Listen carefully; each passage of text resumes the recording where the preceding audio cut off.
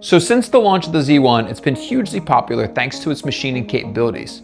But faced with the options between the Z1 or the upgraded Z1 Pro, many of our friends are torn. They're asking what are the differences between these two machines and which one should I choose? Well, today we're going to find out.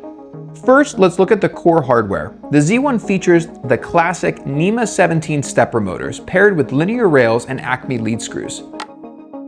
The Z1 Pro, on the other hand, receives a comprehensive upgrade, equipped with NEMA 17 closed-loop stepper motors and a transmission system upgraded to ball screws for higher precision and longevity. What do these upgrades mean in action?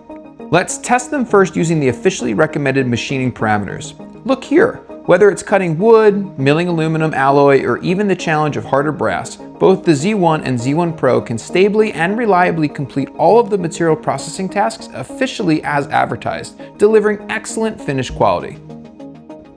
Look at the Z1 Pro motor in my hand. It has an additional component on the back that provides real-time position feedback. This means that if you accidentally set your toolpath parameters incorrectly or too aggressively, causing a slight deviation due to extreme load, the Z1 Pro's motors utilize real-time feedback to intelligently detect the anomaly, immediately triggering an error and halting the machine, allowing you to adjust your parameters in real time. While the standard Z1 stepper motor will continue machining without this layer of detection. And as for the precision that we all care about, let's talk about the core drive system. Take a look at this Acme lead screw that I have in my hand here. Thanks to it, the standard Z1 delivers outstanding precision at standard speeds, fully satisfying the vast majority of demanding creative needs.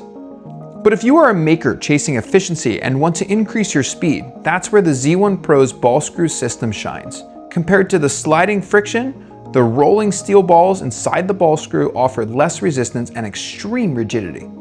So to sum it up, both the Z1 and Z1 Pro are fully capable of machining a wide range of materials, from woods to acrylics, even metals like brass and aluminum alloy. The difference lies here. If you strictly follow the official recommended parameters, the Z1 is more than powerful enough and is the absolute king of value.